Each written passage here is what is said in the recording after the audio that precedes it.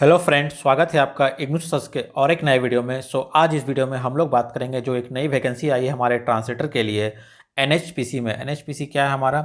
वो हमारा है एक national hydro electric power corporation limited, जो कि एक पीएसयू है, सेंट्रल गवर्नमेंट की एक नवरत्न कंपनी है। इसमें हमारा ट्रांसलेटर के दो वैकेंसी आई हुई है, एक फ्रेशर के लिए है और एक एक्सपीरियंस के लिए है। तो दोनों को हम आगे डिटेल में देखेंगे। चलिए शुरू करते हैं। तो यहाँ पे आप देख पा रहे हैं, यहाँ पर मैंने एनएचपीसी का जो हमारा ऑफिशियल नोटिफिकेशन आया वो यहाँ पे मैंने ओपन कर लिया। ये गवर्नमेंट ऑफ इंडिया की, भारत सरकार की ये क्या है, नवरत्न कंपनियों में ये आता है। तो इसको मतलब इसे पीएसयू में काउंट किया जाता है। तो इसका फुल फॉर्म हमारा हो गया एनएचपीसी का, national hydro electric power corporation limited. तो इसके अंदर टोटल हमारे पास दो वैकेंसी आई है। पहली वैकेंसी यहाँ पर है असिस्टेंट राजभाषा ऑफिसर के लिए। इसमें हमारा चाहिए एक्सपीरियंस यहाँ पर। और जो एक फ्रेशर के लिए आई है, इसमें कोई एक्सपीरियंस नहीं चाहिए हमें, उसका नाम है यहाँ पर हिंदी ट्रांसलेटर का नाम दिया गया उस पोस्ट का। इसमें यहाँ पे कोई एक्सपीरियंस नहीं चाहिए। चलिए हम दोनों को देखेंगे डिटेल में। पहले हम लोग शुरू करते हैं पहले वाले से। तो सबसे पहले हम लोग यहाँ बात करेंगे पहली वाली वैकेंसी की। इसका नाम है हमारा असिस्टेंट राजभाषा ऑफिसर। ठीक है, इसके यहाँ पे क्या क्वालिफिकेशन चाहिए? यहाँ बोला है master degree from a recognise university in Hindi and English as a elective subject at degree level. Okay, और master degree from recognise university in English and Hindi as a elective subject at degree level. So यहाँ पे दो चाहिए only qualification. और हमारा ये last as है 30 years और टोटल वैकेंसी यहाँ पे 11 वैकेंसी यहाँ पर आई हुई है। साथ में यहाँ डिटेल दिया गया है, candidate must have secure minimum 60% marks और equivalent grade in the master degree for general OBC and EWS and 50% marks for the equivalent to grade SC ST and PWD. अब देखिए, तो इसका मेन क्वालिफिकेशन क्या हो गया? पहला क्वालिफिकेशन यहाँ पे बोला गया एमए इन हिंदी चाहिए। जिन्होंने मास्टर्स किया हुआ हिंदी में वो चाहिए। जब आपका हिंदी हो गया, आपको चाहिए बचा हुआ इंग्लिश। वो कहाँ चाहिए? आपका डिग्री लेवल पे, आपका जो ग्रेजुएशन किया जहाँ पर, वहाँ पर अगर आपने इंग्लिश एज ए सब्जेक्ट पढ़ा है, अपने इलेक्टिव सब्जेक्ट, तो यहाँ पे आप एलिजिबल हो पाएंगे। या फिर अगर एमए हिंदी से नहीं है तो आपको चाहिए MA in English. MA English हो गया, अब क्या बच गया? हमारा हिंदी बच गया। अब वो हिंदी चाहिए हमें कहाँ पर? एज ए डिग्री लेवल पे। आपका एज ए ग्रेजुएशन में चाहिए आपका हिंदी। तो आपका हमेशा पता है हमारे ट्रांसलेटर में हिंदी इंग्लिश चाहिए, उनको अल्टरनेट करके वो यहाँ पे मांगा जाता है। तो इसमें ओनली एमए हिंदी और एमए इंग्लिश की वैकेंसी आई हुई है। बाकी किसी और ने कुछ किया है, मीडियम बना लिया है, मीडियम सर्टिफिकेट है, वो केवल हमारा एसएससी जीएसटी में आती है। इस वाले वैकेंसी में ऐसा यहाँ पे कुछ भी नहीं बोला गया। ओनली यहाँ पे इसको प्रॉपर एमए इन हिंदी और एमए इन इंग्लिश ही चाहिए बस। उसमें भी क्या खासियत है? यहाँ पे बोला गया आपका जो मास्टर डिग्री है वो आपका होना चाहिए फर्स्ट क्लास। फर्स्ट क्लास मतलब क्या होता है? हमारा 60% का हम लोग बोलते हैं फर्स्ट डिवीजन, है ना। यहाँ पे बोला है मिनिमम चाहिए 60%। किसके लिए? आपका जो जनरल कैटेगरी में है, जो ओबीसी में है और आपका ईडब्ल्यू में, उनको चाहिए 60%। और जो एससी एसटी और पीडब्ल्यू में आ रहे हैं उनको 50% से काम ये हो जाएगा। तो यहाँ पे सभी लोग जो है अप्लाई नहीं कर पाएंगे। जिनके पास 60% होगा, अगर मान लीजिए वो जनरल और ओबीसी से हैं, तब तो उनको चाहिए एमए इन हिंदी और एमए इंग्लिश कुछ भी हो, लेकिन आपका चाहिए परसेंटेज भी मैटर करेगा यहाँ पर। ये हो गया उनका सीट के बारे में। प्लस ये तो हो गया नॉर्मल क्वालिफिकेशन। अब साथ में चाहिए आपका एक्सपीरियंस।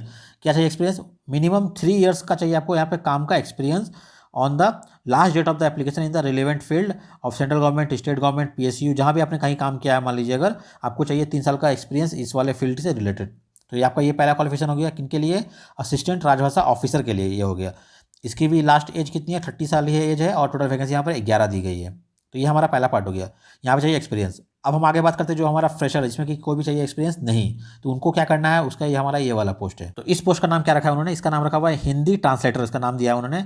और क्या मांगा qualification? Master degree from recognised university in Hindi with English as a elective subject at degree level, और master degree recognised university in English with Hindi as a elective subject at degree level. Pass candidate can also eligible to apply. अब यहाँ पे same qualification यहाँ भी मांगा है। फिर से उनको चाहिए एमए इन हिंदी होना चाहिए आपका, साथ में इंग्लिश हो आपका ग्रेजुएशन में। ओके, या फिर नहीं है अगर, तो एमए इन इंग्लिश होना चाहिए आपका। जब इंग्लिश हो गया, क्या बच गया आपका? हिंदी, वो चाहिए आपका ग्रेजुएशन लेवल पे। तो उनको फिर से वही सेम कॉम्बिनेशन है, एमए इन हिंदी और एमए इन इंग्लिश चाहिए। आपने जो एमए कर लिया, जो सब्जेक्ट बच गया वो आपका चाहिए डिग्री लेवल पे बस। अब इसमें क्या बोला है? यहाँ पे देखिए कोई परसेंटेज नहीं बोला है। पहले वाले जो था हमारा, वहाँ पे बोला था 60% चाहिए मिनिमम, पर यहाँ पे क्या बोला है? Pass candidate also eligible to apply. तो यहाँ पे अगर किसी का कुछ भी परसेंटेज आया है मास्टर डिग्री में, फर्क नहीं पड़ता है, वो यहाँ पे अप्लाई कर पाएंगे। ये पहला पार्ट हो गया। अगर मैं बात करता हूँ कितनी इसकी एज लिमिट है, तो इसकी एज कितनी? इसकी भी एज हमारा 30 ईयर्स रखी गई है। और टोटल वैकेंसी कितनी है? वो टोटल 5 वैकेंसी यहाँ पर, एक एसटी की, एक ओबीसी की, और यहाँ पर 3 है जनरल कैटेगरी की, यूआर के लिए है।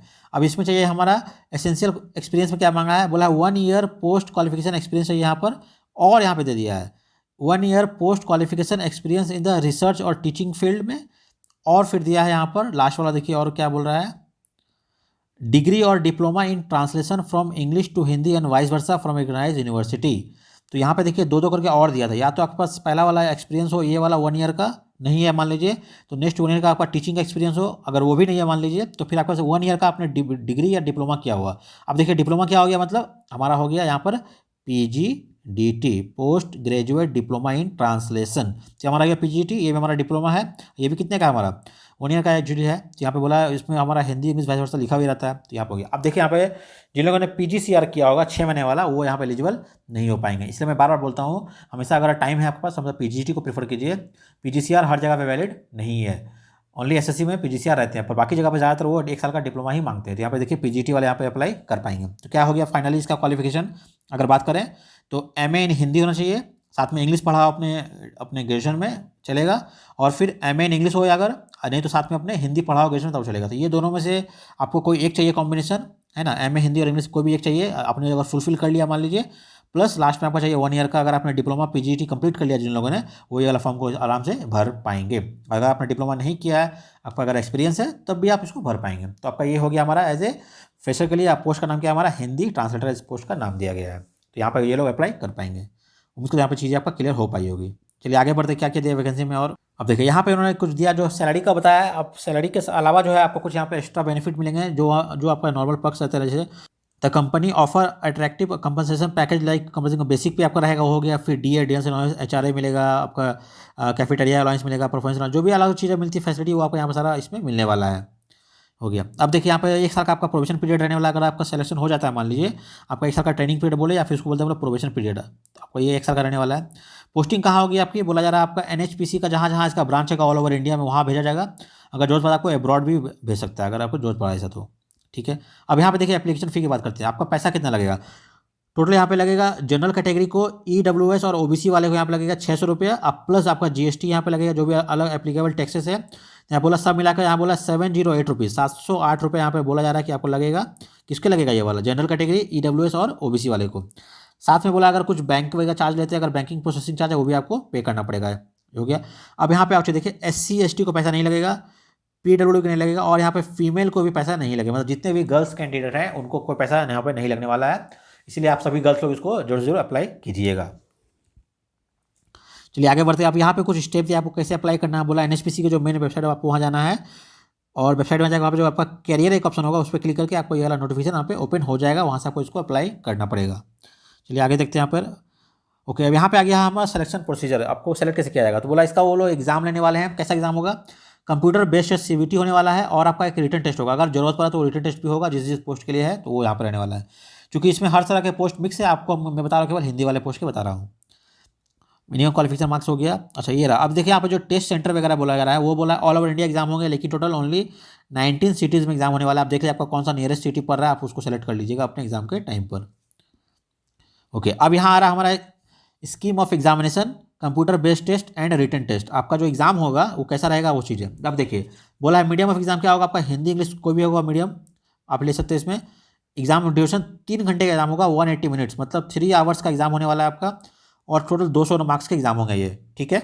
जैसा मैंने आपको बताया इस वाले नोटिफिकेशन में अलग अलग पोस्ट के बारे में दिया गया है। ऐसे ऊपर वाला एक था हमारा जूनियर इंजीनियर का था, सिविल इलेक्ट्रिकल, वो हमारा काम का नहीं है। हम लोग फोकस करेंगे अपना सेकंड वाले पार्ट पे। ये क्या है हमारा, फॉर असिस्टेंट राजभाषा officer and Hindi translator 110 questions. अब देखिए जो हमारा जो मेन ट्रांसलेटर की जो पोस्ट है, 2 पोस्ट थी वहाँ पर, एक है राजभाषा ऑफिसर और एक हमारा हिंदी ट्रांसलेटर। तो दोनों के लिए जो है यहाँ पे सेम रखा गया सिलेबस और सेम रखा गया पैटर्न भी। क्या क्या आने वाला है उसमें देखिए, यहाँ पे मैं दिखाता हूँ। पहले ये रहा, बोला जा रहा है पार्ट 1 इसमें रहेगा, consist of 40 MCQ question, 1 marks each होने वाला है, और आपका 10 होगा डिस्क्रिप्टिव क्वेश्चन, जो हमारा 10 नंबर का ईच होगा। कंसर्न डिसिप्लिन, आप जिस डिसिप्लिन से आ रहे हैं, मतलब आपका क्या है हमारा ट्रांसलेटर है, तो हम उसमें क्या क्या पढ़ते हैं, हमारा हिंदी हो गया, इंग्लिश हो गया, ट्रांसलेशन हो गया, उस चीज़ है वो इसका सिलेबस है। तो उस वाले टॉपिक से यहाँ पे क्वेश्चन रहने वाला है। कितना, 40 क्वेश्चन MCQ के रहेंगे उसमें, और 10 क्वेश्चन आपका डिस्क्रिप्टिव रहने वाला है। ये हमारा हो गया पार्ट 1 में।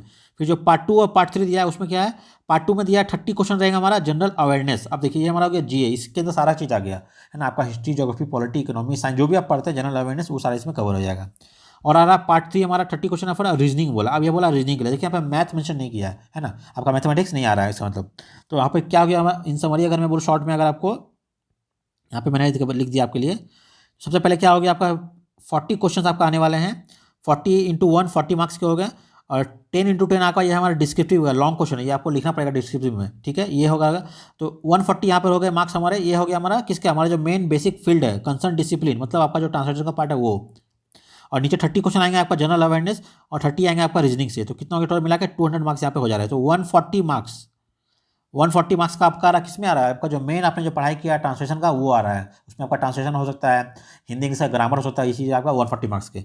बाकी जो हमारा बच गया 60 मार्क्स, उस 60 में से यहाँ 2 पार्ट है, 30 मार्क्स के आपका जनरल अवेयरनेस आएंगे और 30 मार्क्स आपका रीजनिंग आने वाले हैं। तो ये आपका टोटल मिला हो गया 200 मार्क्स का पेपर हो गया।